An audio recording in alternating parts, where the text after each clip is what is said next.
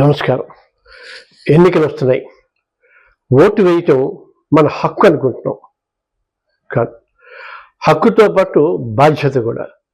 వచ్చే 5 సంవత్సరాలు మన భవిష్యత్తుని నిర్దేశించేది మనం ఆచితూచి వేసే ఓటే. ఓటు ప్రజాస్వామ్య విలువలకి ముఖ్యం. పోయినసారి ఎన్నికల్లో చాలా తక్కువ శాతం పోలింగ్ నమోదైందిట. ముఖ్యంగా చదువుకున్న వాళ్ళు, విద్యావంతులు, పెద్ద పెద్ద ఉద్యోగాలు చేసేవాళ్ళు ఆ ఏరియాలో. కారణం ఏంటంటే నిరాసక్తత. మనం ఓటు వేసినంత మాత్రమే ఒరిగేదే ఉంది అన్న స్తబ్దత. ఆ స్తబ్దతను వదిలేయండి.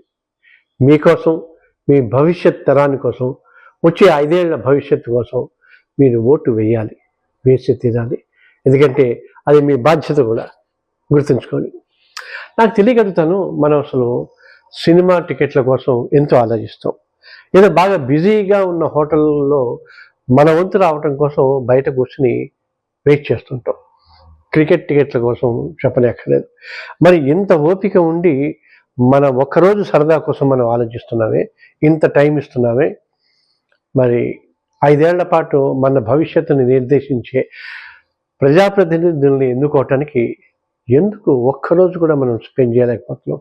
ఆలోచించండి. మర్చిపోకుండా ఓటు వేయండి. మీరు ఓటు వేయటం ఎందుకు ముఖ్యమంటే, చదువుకున్న వాళ్ళు, విజ్ఞతతో ఉన్న వాళ్ళు ఆలోచించి ఓటు వేయకపోతే ప్రలోభాలకి లొంగి ఒక క్వార్టర్ సీసాకో, 1000 రూపాయలకో, బిర్యానీకో ఆశపడి ఈరోజు గడిస్తే చాలు కదా అని చెప్పేసి అనుకునే బడుగు జీవులు వాళ్ళు ఓట్లేస్తే అటువంటి వాళ్ళే ఎన్నికయ్యి ప్రజాప్రతినిధులుగా ఉండి మనల్ని పరిపాలించడానికి ఉంటారు. ఎప్పుడైతే డబ్బు ఖర్చు పెట్టి వాళ్ళు ఎన్నికల్లో విజయం సాధిస్తారో మరి ఆ డబ్బు కూడా వెనక్కి రాబట్టుకోవటానికి వాళ్ళు ప్రయత్నిస్తారు. అందుకే రాజకీయాలు ఇంత అస్తవ్యస్తంగా తయారవుతున్నాయి. మర్చిపోకుండా, ప్రపంచంలో అతిపెద్ద ప్రజాస్వామ్యమైన మన దేశంలో ఎన్నికల ప్రక్రియని అద్భుతంగా నిర్వహిస్తుంది. ప్రతి ఓటర్ని చేరుకోవాలని ఎన్నికల సంఘం భగీరథ ప్రయత్నం చేస్తుంది. కొండలు, గుట్టలు, వాగులు, వంకులు, నదులు, సముద్రాలు వీటన్నిటి నుంచి ప్రయాణించి ప్రతి ఓటర్ని చేరుకోవటానికి ప్రయత్నిస్తుంది. ఇంత కష్టపడుతున్న ఎన్నికల సంఘానికి మనం ఆసరాగా ఉండటం అంటే కేవలం మనం ఒక్కరోజు బద్ధకాన్ని వదిలించుకుని ప్రజాస్వామ్యాన్ని పరిరక్షించడానికి ఓటు వేయటం మనం మర్చిపోకూడదు. అది మన బాధ్యతే కాదు, హక్కు కూడా. హక్కే కాదు, బాధ్యత కూడా. ప్రజాస్వామ్యంలో ఓటు చాలా పవిత్రమైంది. మన దేశంలో ఓటు అనేది ప్రాథమిక హక్కు కూడా. అందుకే ఎన్నికల వేళ ఓటు హక్కును కాపాడేందుకు ఎన్నికల సంస్థ అన్ని చర్యలు తీసుకుంటుంది.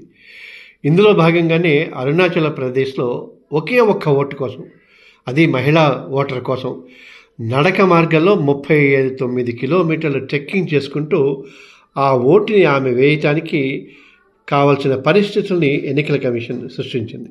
ఈసారి ఎన్నికల్లో మీరు బాధ్యతాయుతంగా ఓటేయండి. నమస్తే.